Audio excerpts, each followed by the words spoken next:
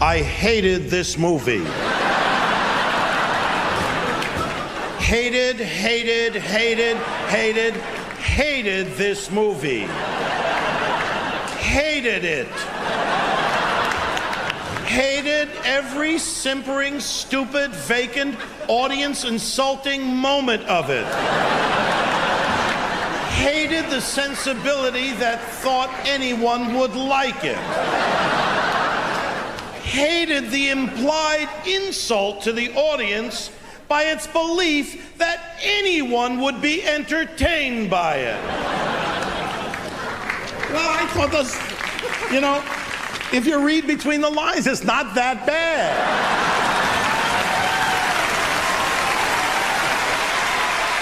Gene Siskel and Roger Ebert, two titans of cinematic review. Sometimes right, sometimes wrong, but always captivating. Your host Antonio of the Cult-Worthy Cinema Podcast and Justin Henson of the Movie Wire are here to take you back to the balcony.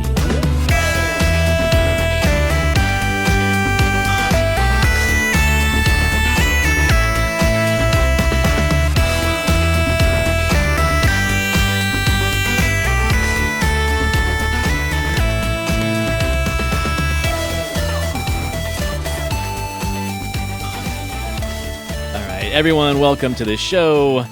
We are back to the balcony, brand new season 3. I can't believe we're already here, and a little bittersweet episode. But before we get into that, let's kind of catch up with our co-host. I'm Antonio.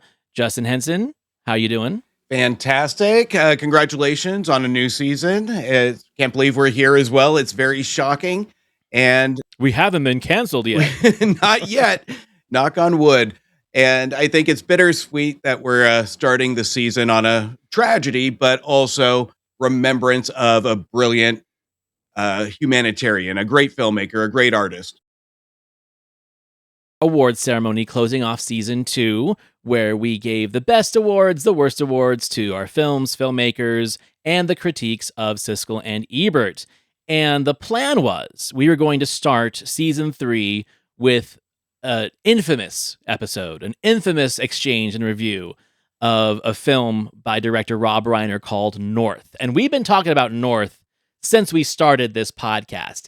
And we kept pushing it back. And eventually we're like, we'll start season 3 with it. And then tragedy happened. Like right before we recorded our awards ceremony episode, Rob Reiner was tragically murdered. And it was very emotional for both you and I. I think people of our generation especially, and a little bit older, because we were literally weaned on his films in the 80s. And they're movies that I watch yearly. And I had just seen Spinal Tap in the theater. I have introduced Princess Bride to my 4-year-old daughter who loves it. And I watched the 1-2 punch of Stand By Me and Misery literally days before this happened. And it was just such a tragic, weird, serendipitous thing that all of this happened all at once, especially when we were going to do this as our first episode. We were going to come out and kind of like defend North a little bit. Yes, it's a troubled movie, but it speaks to certain people. And so now instead of doing that, we are doing a special, let's say, in memoriam remembrance episode of Rob Reiner. Before we even start, man, like I kind of know based off our conversations, but maybe there's something I've missed. What does this stretch of filmmaking mean to you? This is Spinal Tap from 1984 till the last film that he released before the passing of Gene Siskel, which was Ghost of Mississippi. Like, what a stretch. What does that mean to you as a film appreciator? It's hard because I want to bury the tragedy because I don't want that to overshadow the man, the work, everything that he's meant. And the thoughts of a tragedy at times can overpower that. And I don't want that to be here because this was a man that, like you brilliantly said, to our generation had a lot of moments, a lot of films, a lot of things that really went to the imagination of relationship build as we grew up. Yeah, and I think that after Princess Bride, I did see every Rob Reiner film on this list in the theater. Some I may have been too young to see, but I saw them. We've talked about this before. I had parents that really didn't censor me from anything, and hey, they didn't want to pay for a babysitter, so taking me to go see Misery or taking me to go see uh, Ghost of Mississippi with them wasn't a terrible thing. And it was eye opening for me, not only to appreciate, a film experience in the theater, but there's something that Siskel and Ebert say in these little excerpts that I have. We're not going to do any audio because eventually we want to do some of these films as like standalone episodes. But one of the things that they talk about is how he is such a craftsman when he can deliver both like serious and real messages, but still allow a person to laugh and not feel guilty about laughing. And I think Stand By Me is a perfect example of that. Misery is a perfect example of that, where there is like a dark humor, not just in the script, not just in the subtext, but in the ebb and flow of the film. I've got more nerd filmmaker stuff to say about that as we get into the films one by one. But that's the thing for me, for sure. I grew up watching reruns of All in the Family with my parents, and I knew who Meathead was, and I grew up watching the Dick Van Dyke Show, so I knew who Carl Reiner was. The fact that there is like this kind of mini dynasty of filmmakers, of comedians, seeing his dad, who worked with Mel Brooks, who's like my favorite comedic director of all time. We've talked about that before in my other episodes. Where if there wasn't Mel Brooks, there's no Carl Reiner. If there's no Carl Reiner, there's no Mel Brooks. And if there's no Mel Brooks and Carl Reiner, there's no Rob Reiner, who would watch them perform from the wings of the theater or the backstage of the television set and learn how to craft comedy into drama. And that's the story. That's the origin right there. And I think that's something he's talked about a lot in interviews. He's talked about a lot in award ceremonies, like this roast that we just played, where Richard Belzer gave him Roger Ebert's infamous review of North to read as part of his Friars Club roast, and it's hilarious. Like, the man was so self-deprecating in his humor. He could let it brush it off, And that's a funny thing too, because when you have such a hit streak of films like he did, it would be easy for one to like have a very bruisable ego. Like, all of a sudden, you don't like my movies? No, he was in it to make movies. He didn't really care towards the end of like, oh, well, people don't like me. I'm going to still do what I do. I've got my voice and I'm not going to tone it down. Well, you look at that when it comes to writer, director, actor. I mean, there is a vast, almost difference between what projects he took on. And we see that later in his career, but especially with his acting, we see stories almost sitcom-y that he felt comfortable with, that he wanted to kind of just have some fun with. And then we get into the writing and the directing, and that's where we see a lot of that feeling come out. So we get almost two Rob Reiners here that really went into the business to have fun for what he's seen over his career and with Carl Reiner and what he's witnessed, to have some fun with how he can dip his toes into the acting. But we also see how he dipped his toes into kind of the horror thriller, the almost rom-com politics. So, but at the end of the day, he always had a human touch, and that's who he was. When he was acting on screen, we saw who he wanted to be. And when we saw anything behind the scenes, it's what he wanted to say. And that's what made him so special, is that he wanted to tell stories, but he also wanted to be part of it, of what he had almost a nostalgic feeling for. This is what makes this filmmaker so special. He doesn't have 100, 200, 300 movies on IMDb. He had specific projects that he wanted to either challenge himself or have an output of creation. So that's why I think this is such an impact for Hollywood, because when he is on screen or he is behind a camera, it is to say something, it is to do something, and it is to have an impact. That is what's going to separate him from a lot of other tragedies that we've seen in Hollywood. This one hits hard, but at the end of the day, it's because of his human relationships. And we can see that in his filmmaking. Well, and you can see it in the filmmaking of people who worked with him or for him.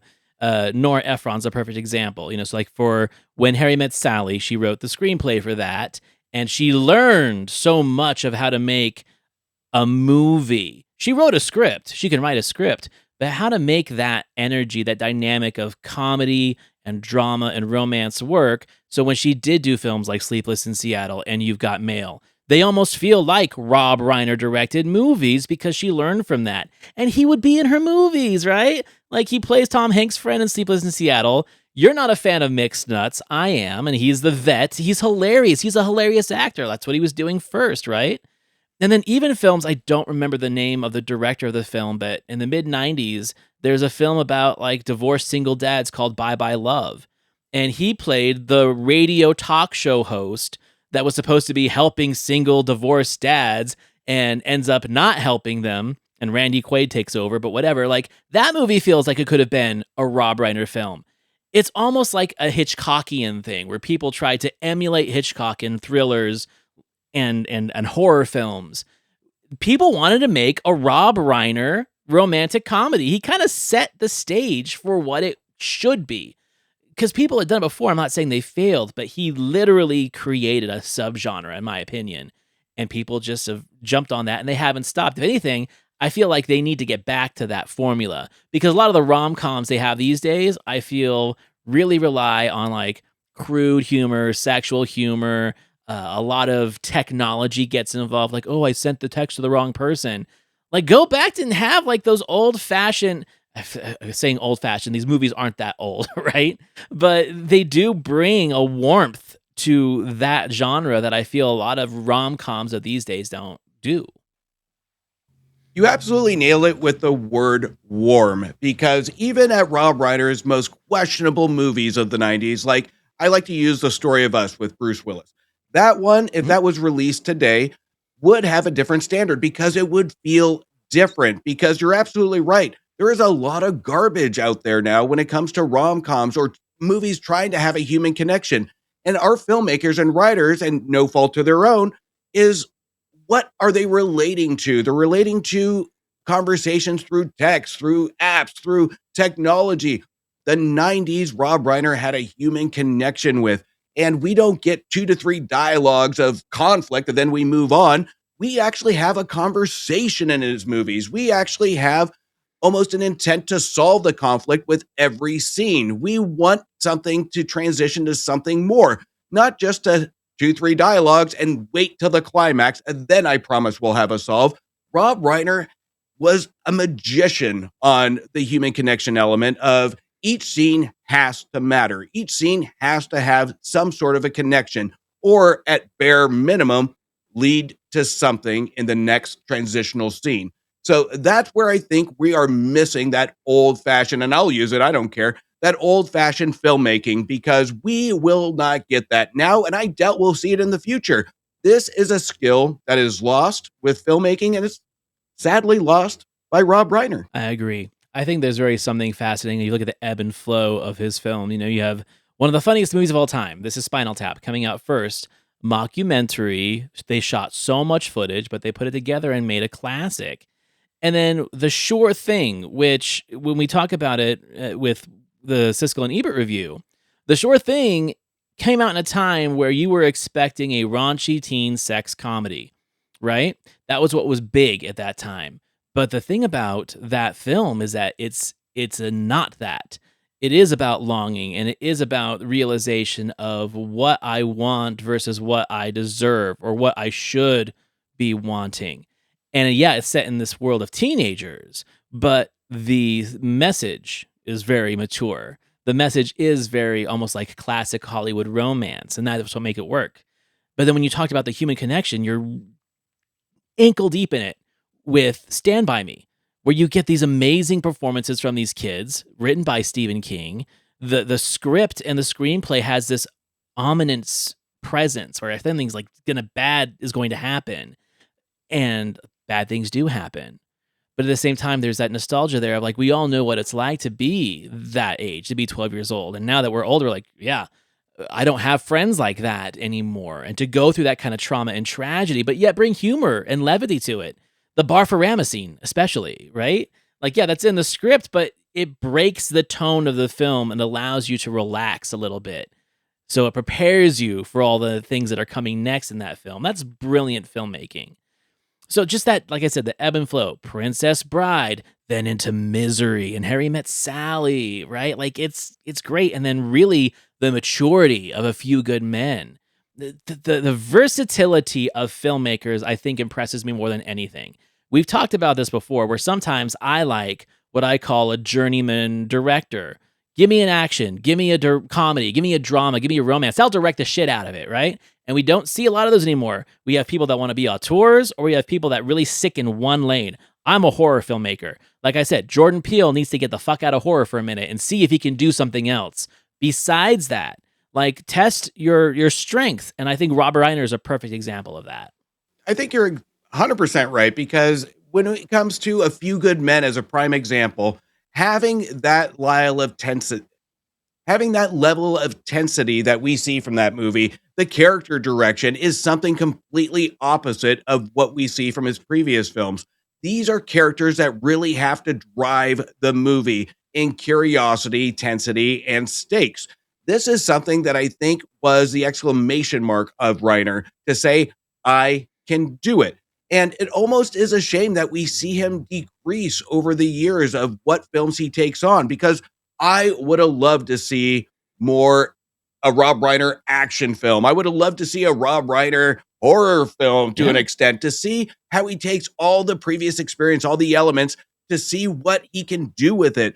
He is a director and a writer that really does add a curiosity to say, show me more. I want more Reiner in these genres, because he has enough skill of understanding what the character should be doing, what they should be saying, and how they should be acting. And more importantly, that we've seen in almost every single one of his films, the chemistry and having that dialogue edge itself to almost where a curiosity of where it's going to go, of what our characters are going to do. He builds stakes in dialogue, not situation. I think we should go through the films of the 80s and 90s that he put out that were critiqued by Siskel and Ebert before Gene's passing in 1998. We don't do films after the passing of Gene. We don't do the Roper years. And like I said, it might be like just the best run of a filmmaker, especially of that era. So we'll go ahead and start with This is Spinal Tap, 1984. They gave it 2 enthusiastic thumbs up, and they were talking about how they hadn't seen anything like this. Like, no one had done like this mockumentary at this level, where it's not just a sketch comedy thing. It's not a Saturday Night Live thing. It's not an SCTV thing.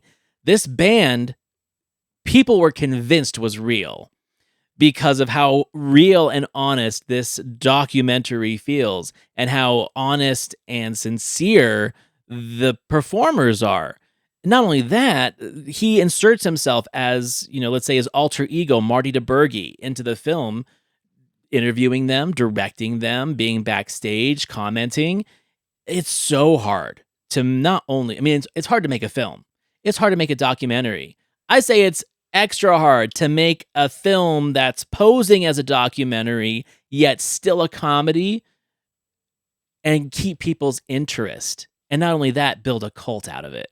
So given the time it came out, this is something very unique. And it's the 80s. People are going to believe this, especially with the way it's executed. And for no internet. for internet. So this is something that is a great origin story of Reiner, to say, this is going to be my first project. This is what I want to do.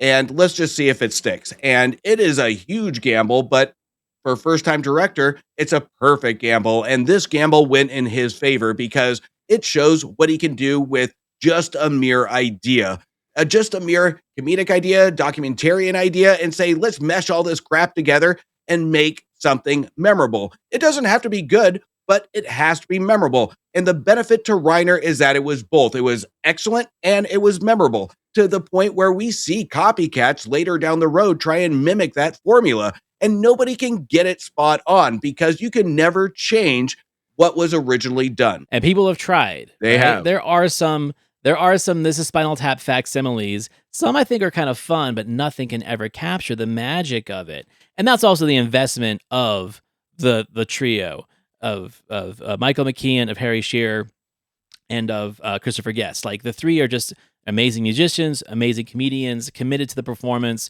The fact that, like, it's one of the funniest commentaries of any DVD I've ever heard, where they do the commentary in character as Spinal Tap.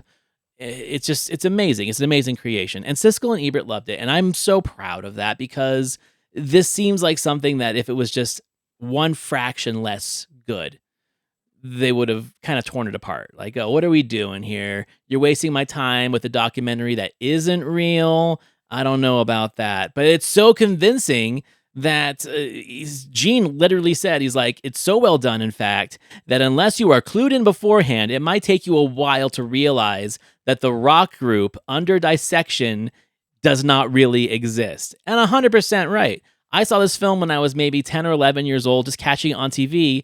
I had no idea that this wasn't a real band. I wasn't into music yet. I thought all this shit was happening to somebody. And that's the trick. They make it so genuine.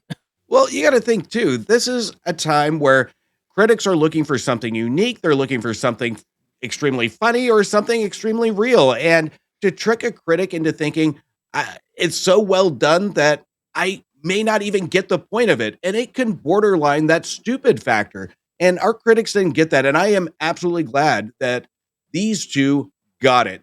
They found the uniqueness factor to it. They found this new time director and they found the execution at top notch because this one really could have gone sideways really quick. And it shows just to the direction and the execution of the vision of it because this could have gone silly. And ones that try to copy it have gone completely silly and it just doesn't work.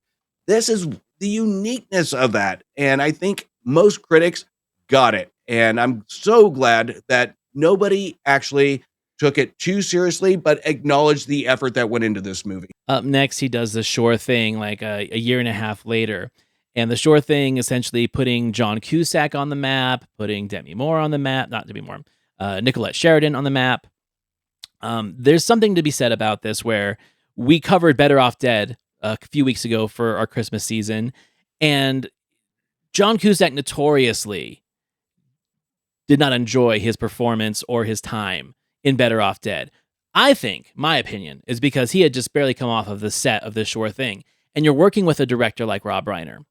And you're getting the recognition from critics like Siskel, like Ebert, who just found this a small miracle of a film. Like, it's a teenage sex comedy that doesn't go the route of a teenage sex comedy. It matures itself at the end. That's what impressed them so much. It's like, wow, you guys did a oneer on me. Like, I thought I was going into Porky's, and it wasn't that.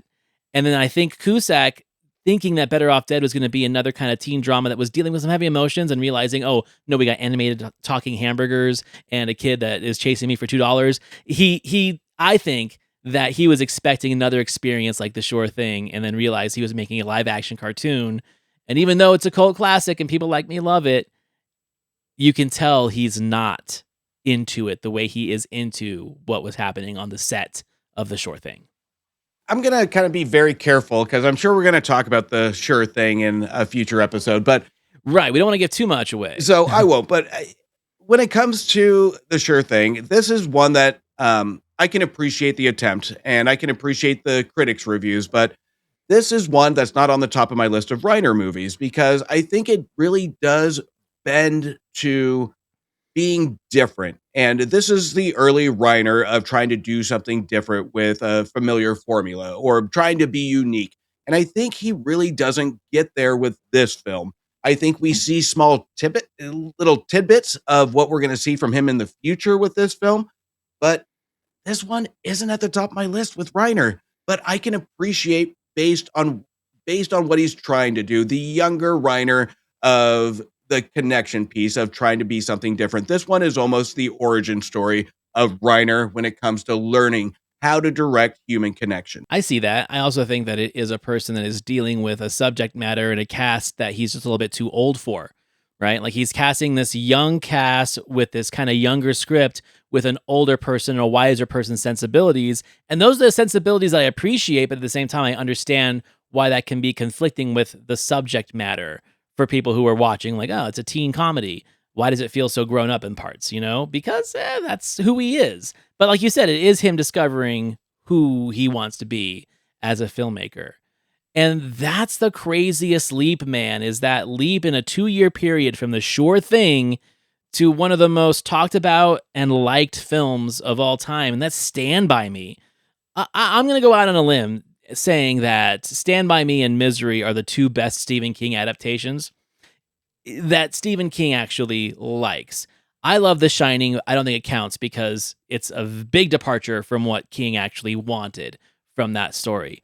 But Stand By Me, no one directs child actors like this guy does. I've never seen so much natural chemistry. And that isn't, I don't think that is something that's just there. That's something that has to be molded by a director. And I think that is one of the biggest misconceptions of certain people with what filmmakers and directors do. They don't just put the camera in a cool spot and say, all right, now go this way, and have the camera follow and have it do loops and flips, or Nolan-esque stuff. There are filmmakers that know how to make an engaging film, both cinematically, but you're also molding characters. And he is one of those guys. He's one of those guys that knows how to get people to talk and listen and react to each other. And it's not the way I feel Spielberg does, where he's like, let me tell you how I want it to sound. Let me tell you how I want it to look exactly. I'm going to line read your dialogue, and then you just read it back to me the way I want to hear it. No, he created a world for them to react to each other in and their environment. And it's so genuine. I think that's what makes Stand By Me is, like you said, that human experience that film brings. It makes adults that watch these kids feel like kids again, and scared kids. You said it right there, is listening to kids will give you direction. It's not the director's job to direct kids. It's the other way around. And I think this is where Reiner found his voice as a director. I think this is where he found his light switch to say, I get it. And it took a cast of kids to get there. And that's where we unlock the nostalgic factor of a director saying, if I want to connect with a human, if I want to connect with a cast, if I want to character direct a certain performance, let me look inwards towards my inner child to an extent and say, if I was 5 years old, what would I be doing in this situation? If I was, Right. A teenager, what would I be doing in this situation? And I think the magic with Assumption for me is Reiner listened. He didn't just point to a shot and say, do this, like you said with Spielberg. This is one that Reiner probably said, show me. Show me what you would do in this situation, because the magic of a director, a good director, is also listening, especially when you're dealing with a younger cast, is if a 40, 30, 50-year-old man is directing kids, it's going to look and sound artificial. This is a movie that you can tell had participation from young kids in the direction. And that is a good director there. To understand you don't have that experience, you have your own nostalgic feelings of you as a kid. Let's mix match that and give something special. I think it hit Roger Ebert particularly hard too in his critique. He said that it is a touching story of friendship, a great performance, a strong direction. He called it a triumph. He called it a future classic, warmth, an honest portrayal of childhood friendship and innocence. I think he was taken so by it because this would have been his generation. These kids that grew up in the mid-50s, that would have been him. And there is something to be said about nostalgia of seeing a world that doesn't exist anymore, and it takes you back there. So I can only assume the way we know Roger loves nostalgia so much, he's the one that always brings up the serials from the 40s and 50s. He's the one that always brings up the Disney movies of his childhood and how movies are trying to emulate that. He's the one that has the strong nostalgia about not, what I saw in film school. It's what I saw as a kid and how it molded me into an appreciator and a critic of film. That's that. Like, he may as well have been the Gordy character. He can identify with that. And that's brilliant writing by King, because if you take that group of kids, all of us have been one of those kids. We all know who we'd be in that group, and we all know kids that would be the others in that group. And that's where the movie really works for me, and I think it works for any generation, is there's something recognizable in every single main character of that film, and I think that's what got him. He's like, this could be my childhood, and it just hit. If you can pinpoint the perfect emotion, it is not hard to appease Roger when it comes to the intent of a film. if you're going for the nostalgic emotion, right? And I think that's why Right. he hated North so much, because that didn't feel like a Reiner film of the human connection, the nostalgic grab, the childhood. It went on an adventure of illusion almost, and it wasn't real.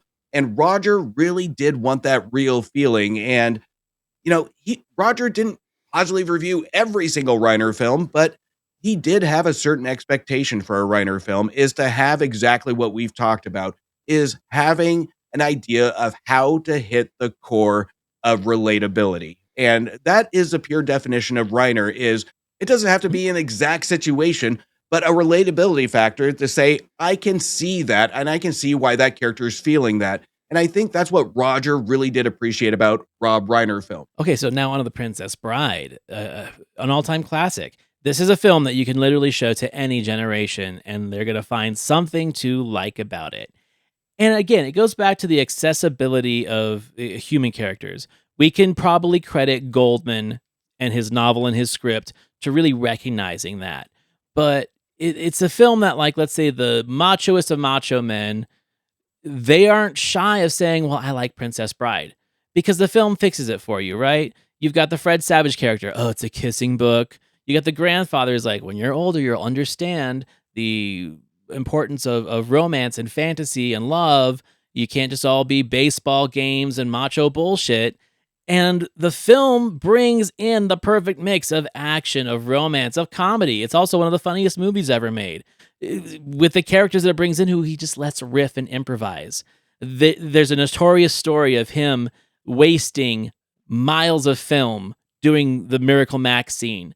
And they actually kicked him off the set because he couldn't stop laughing at Billy Crystal. Like, he was making movies for himself. He wanted to laugh at his own stuff. And this movie is like a really perfect example of it.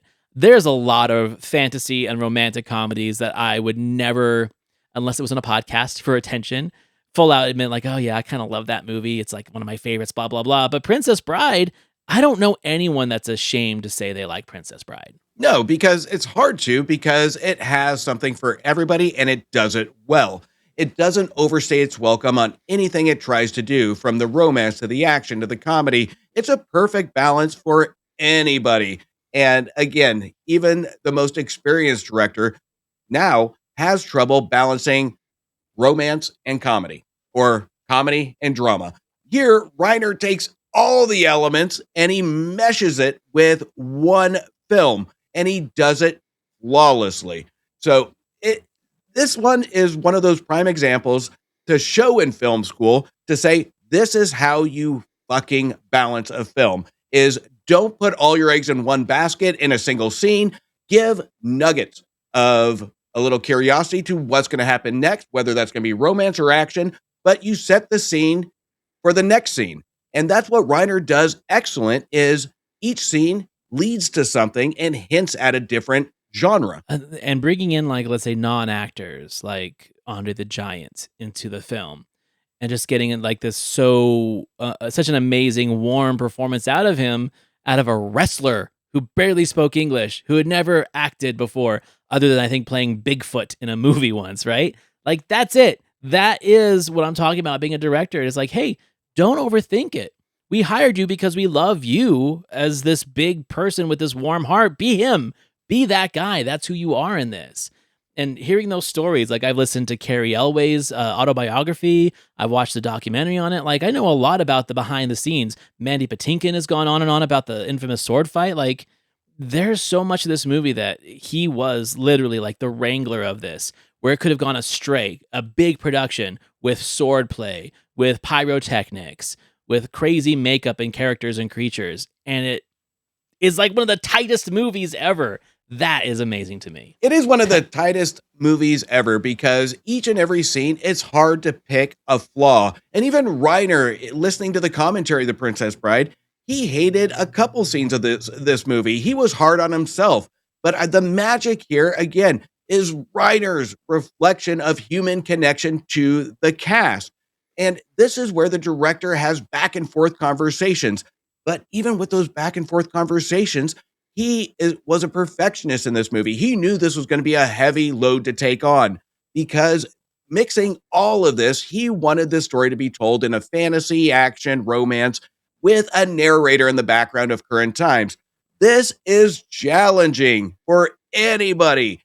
And it is easy. I think this might have been one of Reiner's most stressful movies because he wanted this movie to work and he wanted the cast to work for it. And the magic of this is, you hinted at it, is the character direction. The character direction is spot on. Every scene, the chemistry is there. They interact with each other. It's almost like improv, but not improv. It just works holistically. Now, moving on to the next one, When Harry Met Sally. Okay, so I love the idea of When Harry Met Sally.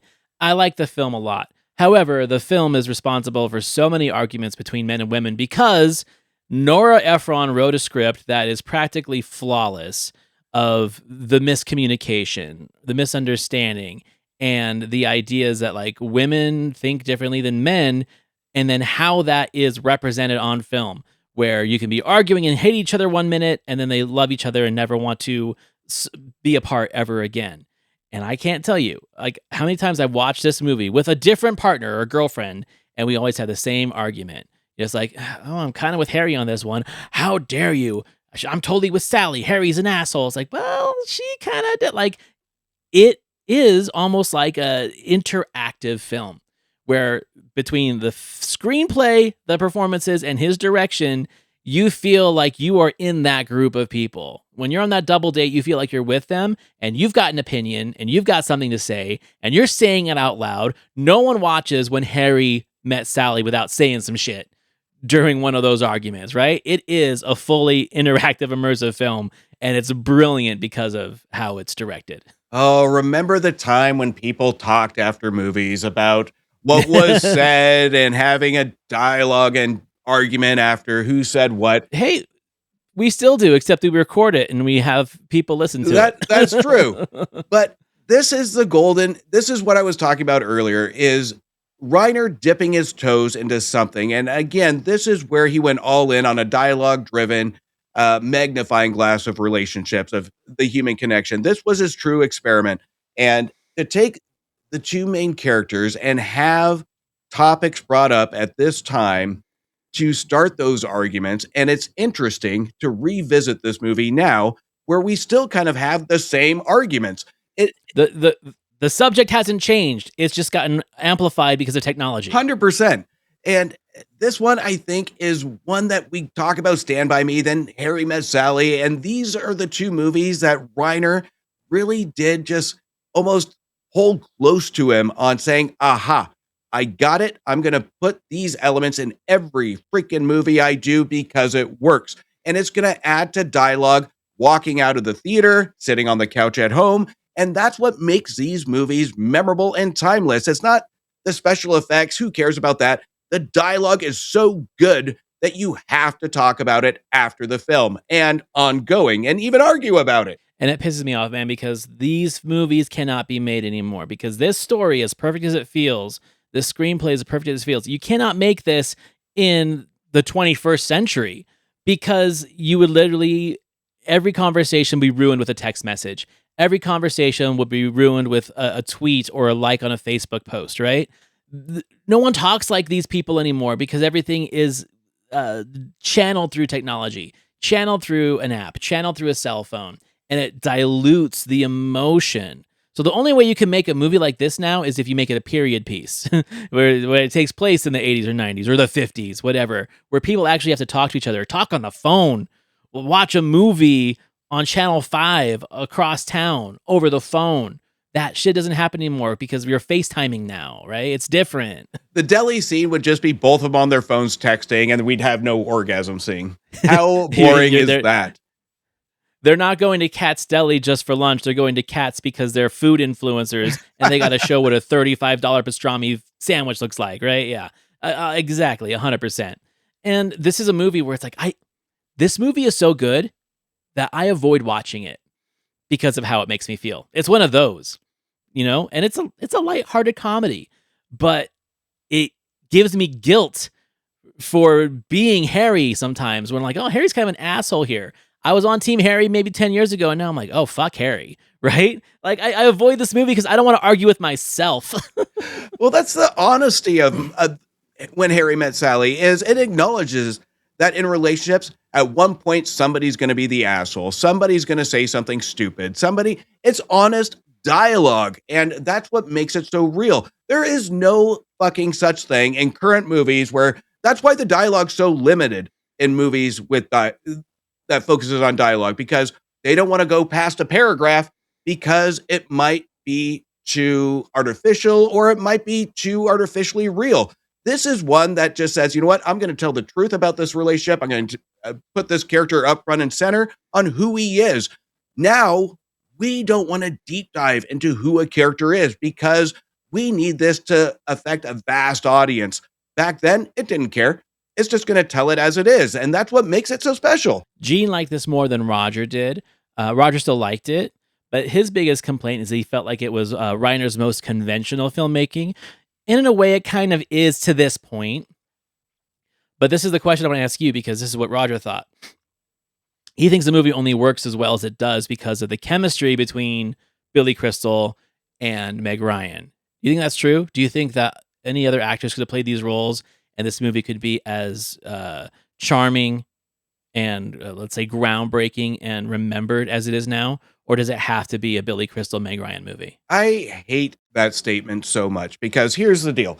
Is, of course, chemistry matters, but at the same time, you have to appreciate the dialogue being spoken. You can have any dialogue and you can sit at a table read and still recognize how good the messaging is or what the movie is trying to do. So, of course, you're going to have the chemistry is important, and you can put two other people in there and it's not going to be as successful. Billy Crystal's awesome. Meg Ryan's awesome. They together have great chemistry. But at the same time, I can listen to an amateur read these lines and still appreciate the honesty, appreciate what it's intended to do. But the delivery is important, but that is not the highest. If I had a choice between delivery and dialogue, guess what? I'm listening to the dialogue and I can appreciate the dialogue. I don't have names of who I would replace them with, but I do think that their chemistry goes a long way. But the script and the direction, I think, is probably 60% of the magic for this. 100%. So yeah, I just wanted to get your opinion on that. Yeah. All right, so now we're moving on to Misery. Oh my God, man. I think Misery is my favorite Rob Reiner film. Yep. Hands down. Same. I knew this question was going to come to the table, and I agree with you. Misery is at the top of my list. Next to, you're going to hate me for it, but The American President. Okay. Oh, don't get too far because American President's a few away.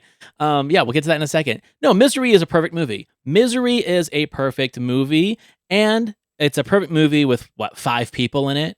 You got those two, you've got his publisher, you've got the sheriff and his wife, and that's pretty much it. And that's all you need.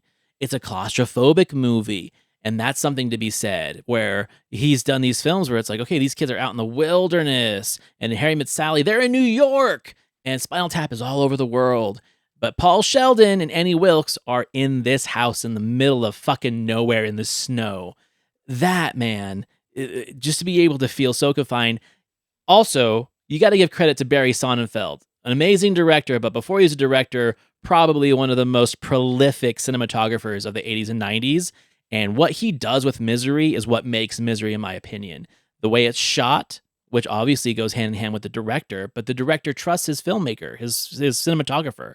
And those shots that we get of Annie from below, if you notice, they're a lot like straightforward when she's nice, and then they're from below, very sinister, very much like Boris Karloff would be shot in Frankenstein from below, like she is a monster.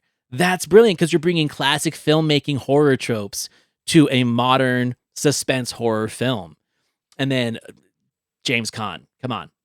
My opinion, best James Caan performance too.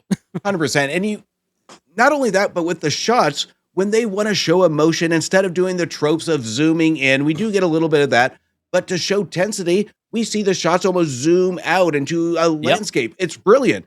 But I think this is where Reiner really does dip his toes to take this human connection, get rid of the ensemble, and zoom in on how two characters interact in a tense setting, into a setting with stakes. This setting is a character in itself because when we're watching Misery, well, I speak for myself. When I'm watching Misery, I'm looking around the room. I'm looking at the setting, and just as much as I'm looking at the characters, because we want to see, even with rewatches, it's almost like we want to see something different in a good way of, is Kathy Bates going to do something different in this scene? Or we're catching a new lighting aspect in one area of the room. This is one that we're looking all over the screen to be engaged with what Reiner is trying to do. So this one, it's one of the most daring of Reiner, but it's also the most successful when taking all of his talent and putting it into one bucket to say, I can do this genre and look how successful I can do. And it's also a shining star of his character direction too, because we have two fantastic actors and they don't own the screen. They're not overpowering each other. You have Kathy Bates as a subtle psychopath and James Caan as a subtle victim. They're both interacting as subtlety, but the intensity is insane with this film. I think the fact that he was a comedic director first, dipping his toe into this genre, there is something to be said about, like, let's say an outsider of a genre coming in and using their own toolbox in a genre they're not accustomed to. Where that's why I think Misery works so well, is because it is, let's say, by the numbers in many ways, suspense horror. But the reason why it feels different is because it's not playbook suspense horror. It's done with an eye of someone who has a little bit more whimsy, like Reiner does. I think that's why the first two Jordan Peele films are so successful in that same kind of vibe, is you have a guy who's from sketch comedy directing horror, that there's a different lens in these films than would be from, let's say, a James Wan, right? Like someone who's just immersed in horror. He knows horror, and so he's going to play the chords of a horror film. But then watching someone who doesn't play those chords use them, there's a uniquity to it. And that's what I love about Misery. And I'm going to give Peele credit, Get Out, too. Like, I feel like he borrowed a lot from what Reiner did with Misery. Well, can you imagine a director, and even with critics to audience members, saying Reiner's going to direct a Stephen King adaptation, and right when we get to the scene of the sledgehammer with the wood in between the legs, it doesn't turn into a Reiner film anymore. You're like, where did this guy come from? And that is something that amplified Reiner to something of surprise, that this director can do. He's multi-talented. He can do anything. If you can have a character or a director with human connection, a rom-com feel, take a scene and make you turn your head, that is a brilliant director. See, I disagree, because I feel like Kathy Bates' satisfied look after she's hobbled him is like right next to Meg Ryan's orgasm scene in Cat's Deli. They may as well be sister scenes, in my opinion. Anyway, that's just my opinion. All right, moving on to A Few Good Men, which he just did a couple years later. And now talk about star power in this one. Nicholson, Tom Cruise, Demi Moore. Arguably the three biggest stars that he has worked with up to this point in his career. In this year, of this decade, you don't get bigger than those three. And they're your three main characters. You got Aaron Sorkin as the screenwriter who based off his play, and he's doing courtroom drama now, right? He's doing military courtroom drama, very, let's say, relevant political subject matter of the time, dealing with like closeted homosexuality in the army, blah, blah, blah. It's the intensity of those performances and the fact that you've got this guy who's been mostly known for comedies, bringing military courtroom drama to the field and killing it, giving Jack Nicholson all the props and awards, getting Tom Cruise the ability to say, hey, I'm not just Top Gun, I'm not just Days of Thunder, I can act as well. Look at me act. The fact that a director can tune himself into the actors and their performances. Again, it's Rob Reiner showing people just one more trick in his toolbox, where it's like, hey, I've had a lot of gimmicky stuff in all of my films that have made you like me. And now here I am fine-tuning arguably the best of the best in the 90s. Well, and this is where we start. I shouldn't say start. This is the crescendo of his testing of his range as a filmmaker. So I would agree with that. I mean, this is where he's taking baby steps, and this is one big baby step into something that he has to be on par, taking every single thing that he's learned from character direction to Misery seclusion in a courtroom to direct these characters into something again that still feels intense but feels personal.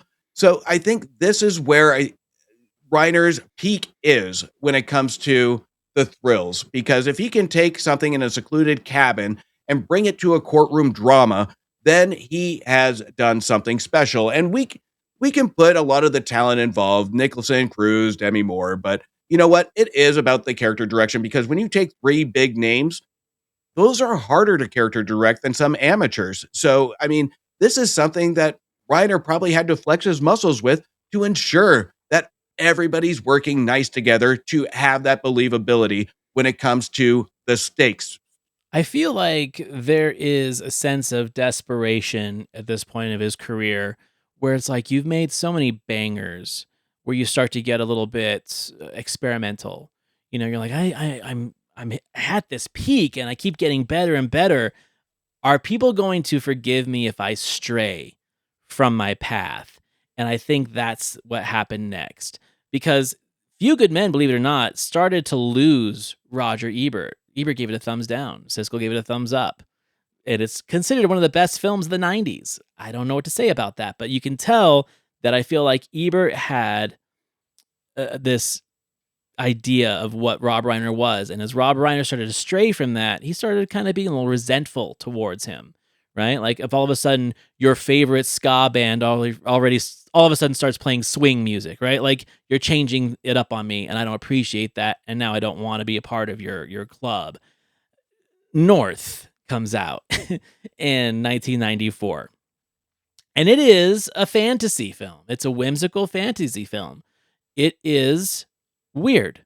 It is a bizarre movie. And I think there's a lot of flaws to it, but I appreciate it for what it is.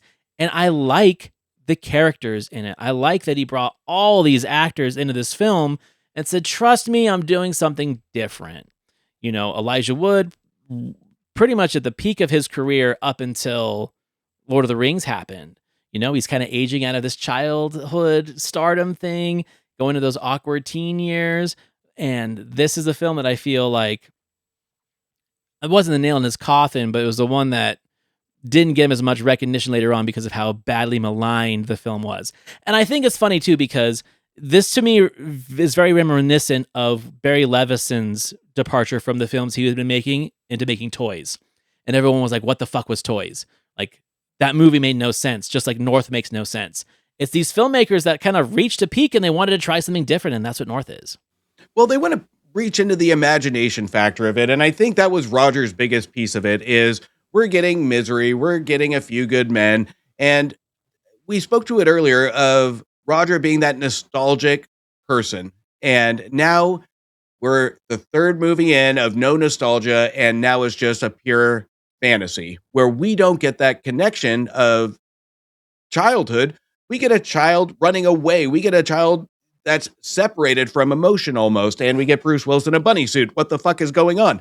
So I think this is where Roger didn't even connect with it because he had no idea if this was going to be a crossroads for Reiner. Is he going to go full like B movie, cheesy kids movie, or is he going to go back to the root of what he was good at, which is character direction and the human connection and chemistry? Because we don't get those elements in whole lot. I agree. I didn't hate it as much as on it as Roger, but there is a lot of flaws with North. It's a pure entertainment spectacle for infants. That's what it is, and it's fun for what it is. But there's no value to it for an adult.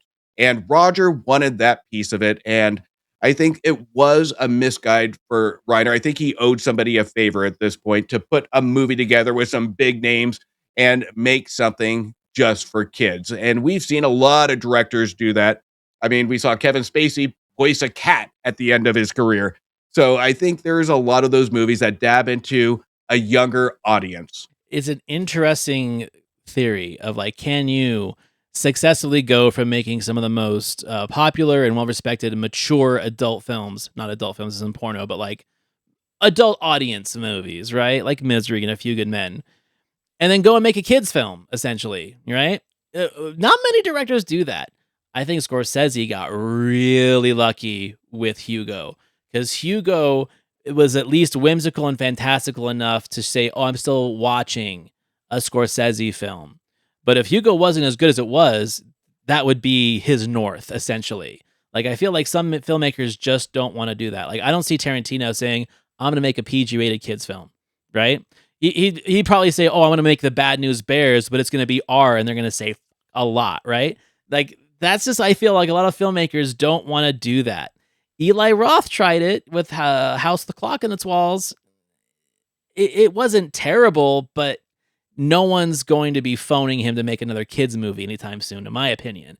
So I think that it is a huge risk, and you got to have a lot of balls, but you got to have a lot of clout, and he had the clout to take a risk on a film like this.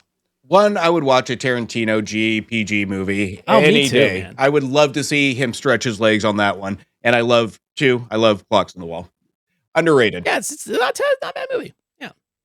Yeah, well, I don't want to go too deep into North because we still have to cover that in full, because that was what this episode was supposed to be. Okay, so we got two left of films that were in the realm of the Siskel and Ebert years. 1995, American President, man. You weren't wrong. This is a very underrated Rob Reiner film. It's a very underrated Michael Douglas film. And without this film, we don't get The West Wing. Without this, we don't get the Newsroom. We don't get that Aaron Sorkin machine, right? That guided us through the 90s and the 2000s and the 2010s. It all starts with this movie, in my opinion, where we made politicians feel human. What's that all about, right? Movies where we saw politicians before, they were either monsters or just misunderstood. And here is one where it's like, oh, the president's just a dude and he likes this girl and he's center of Virginia Ham, right? And then you've got like the crusty conservative Richard Dreyfuss, perfect in that casting. But then you also have like the human characteristics of the Michael J. Fox character, who's like the George Stephanopoulos, essentially, right, of this administration. And then you've got Martin Sheen, who essentially kind of takes this role over for the West Wing.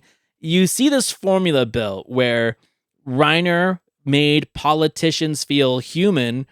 And I think it was the perfect time, too. We needed to like a president because we were in this realm of like, we don't like the president. We don't trust the president. And now in the mid-90s, we get Dave and we get this and we get My Fellow Americans, where it's like, okay, presidents are people, too.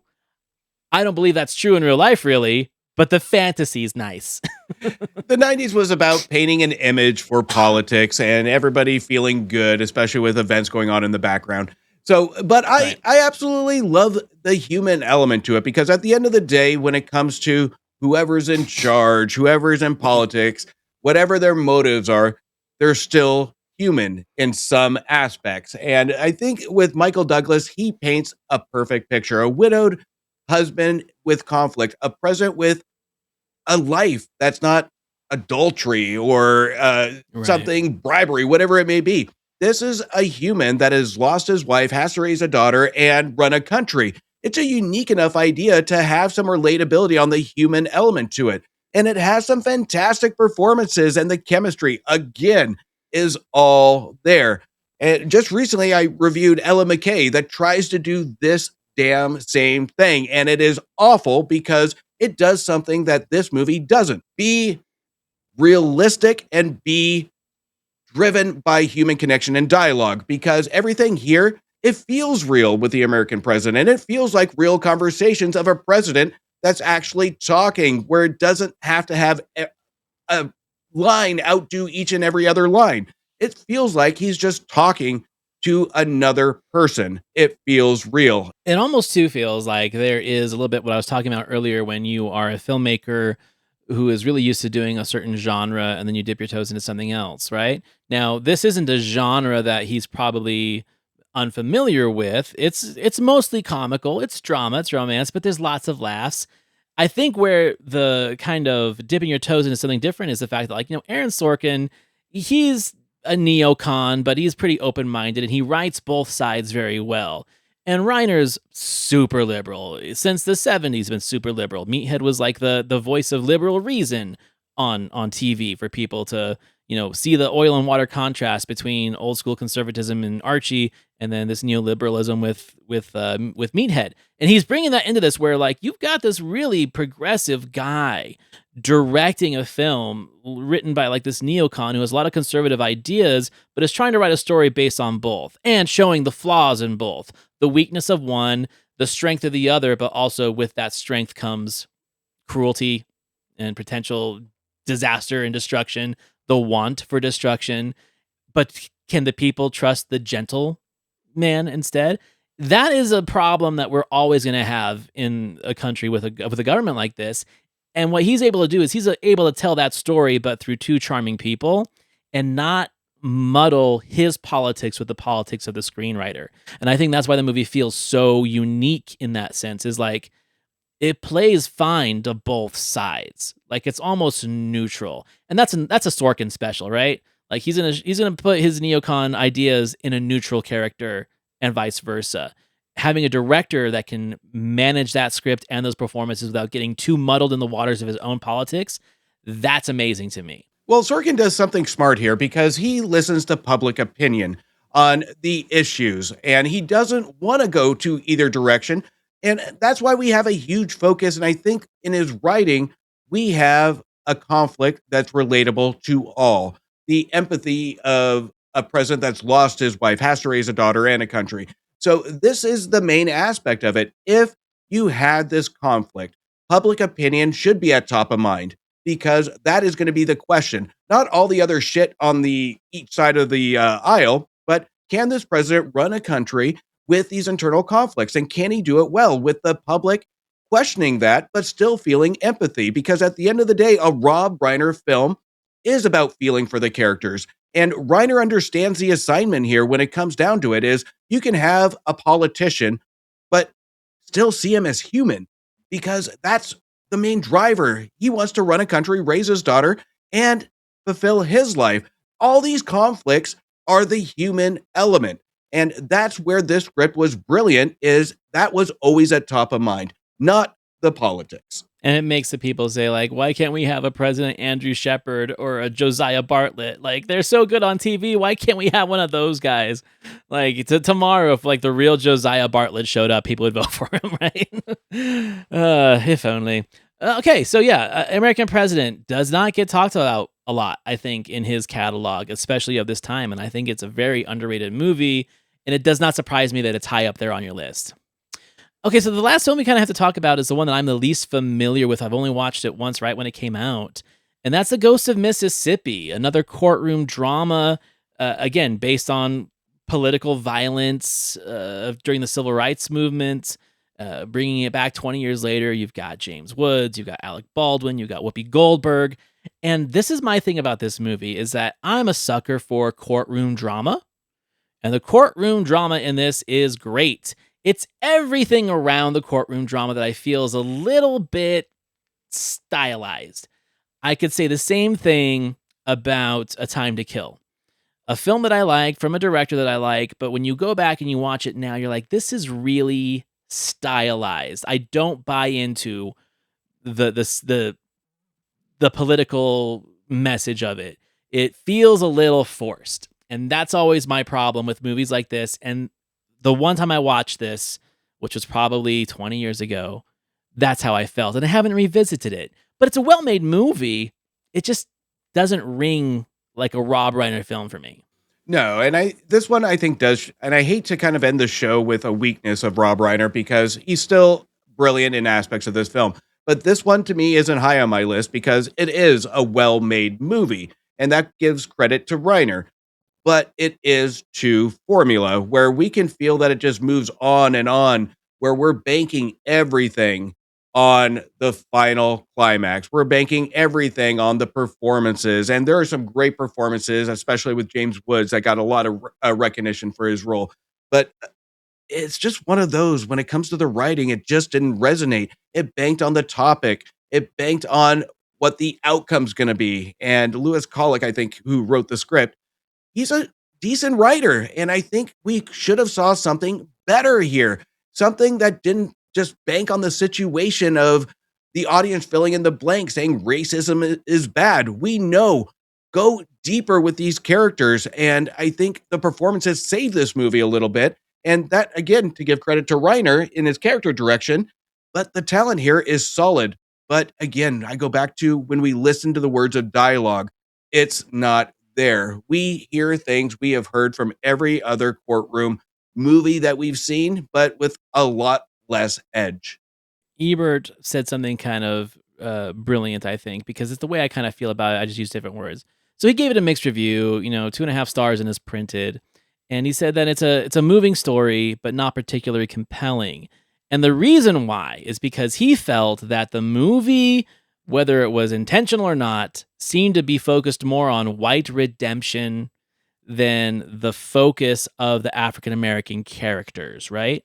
That doesn't seem very Rob Reiner to me. So there's something in my mind. I haven't done the research, but I feel like this was a studio directed movie where it's like there's a formula that audiences are interested in.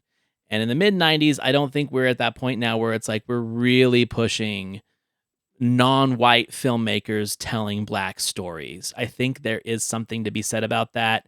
Again, I'm not saying that's Rob Reiner directed. That's probably studio directed, studio enforced, and it's a hard thing. It's a hard thing to sell. A John Singleton movie, in my opinion, I'm not saying shouldn't, but more likely couldn't be made by a white filmmaker, at least the way that it needs to be as genuine as it would be. This kind of feels the same way where it's like we're really kind of telling two stories in this film. And do we really need to feel so emotionally attached to the James Woods character as he's being tried 20 years later? I don't know. It's something I'd really have to like rewatch the film to get a better grasp of. But I remember that was my feeling of it when I watched this. And from reading what Ebert said, he kind of is making the same point I was trying to make.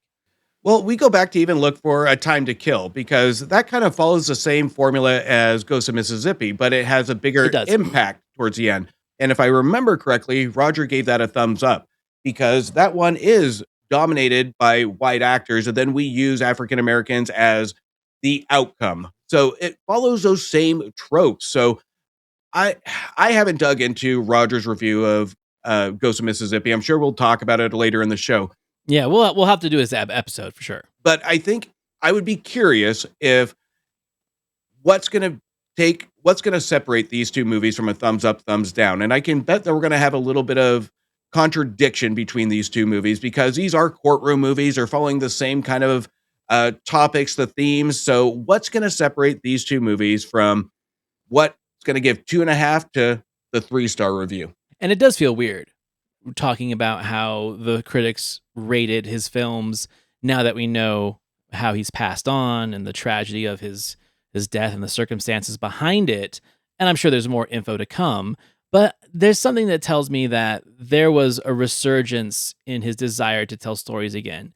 He'd been getting into documentary filmmaking. He made Spinal Tap 2, probably just for fun. Like, that's the thing is, like, I think he saw that his generation of filmmakers aren't really relevant anymore, and they're all confined to streaming. I'm like, when's the last time we saw a Scorsese film on the big screen, right? He's making movies for Apple TV, which is fine. I love that he makes fun of himself in the studio, the Seth Rogen show, for that. But I think that we were seeing so much of Rob Reiner lately. I think he had things coming. I think he was getting that third or fourth wind, because he did have some lackluster performances in the late 90s and 2000s and on, like hits and misses. But he was doing a lot of like philanthropical work and activist work, right? He kind of took a step away from actual filmmaking, and something tells me that he was ready to get back into it. And it's a tragedy that we don't get to see the things that he really wanted to do with, let's say, the last years of his life or career. But to be able to talk about this film list of where he started to where he left off in that time frame of Siskel and Ebert reviewing his movies, one movie on this list that I feel like I'm not 100% sold on, North is kind of like a what have you, it's a tchotchke. I don't think it's like a real serious film. I don't think it was intended to be. But the fact that he's got that list, right? Spinal Tap, Stand By Me, Sure Thing, Harry Met Sally, Princess Bride, Misery, A Few Good Men. That is a killer list. That is almost a perfect list of filmmaking to me. And for the most part, those critics agreed. every filmmaker is going to have the one, the two, the three, and it doesn't matter how many flops you have. It's how you recover from it, right? And Right. I think he did a fantastic job recovering. And I think with his intent of how much he loved people is that he wanted to crescendo his range, and appease his fan base and have his movies grow with his audience. And I think that was a good attempt, if I were to assume. Now, when it comes to even North, that is one of those moments, and we've talked about it before, where you try to pivot your career to kind of go to a younger generation so you can start a new fan base while appeasing others. Here, I don't think that was Reiner's intent. I think he did projects that he really did connect with. He really did feel that he can do to challenge himself and still hold true to who he is as a filmmaker. And even if we take some of the flops, and even I watched 2010's Flipped, that is extremely flawed, but that one, if there was one movie to define the later Reiner to match his earlier career, there will be no question that you can see every single character shine Reiner in that movie. You can see the intent. It's not a great movie, but the characters are all there. And he's going to be one of those filmmakers that just really, you can see him in almost every single movie. The way characters interact, the way they interact with each other, or even deliver their lines. It's not necessarily the talent. That's just a compliment to Reiner.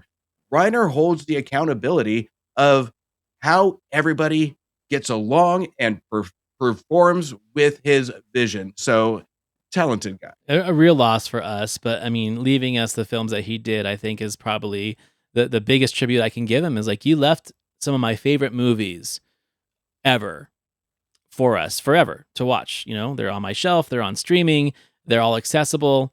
And like, as for the latter day stuff where he was like intermittent with releasing films, there is something to be said where it's like, if you're a chef and you don't cook for 10 years, is the first dish you make coming back going to be perfect? No, you have to like get your feet back underneath you. And we've seen a lot of filmmakers do that. I think the one exception is Kubrick, because even though he took long breaks between films, he was obsessing over those films the whole time until he made it.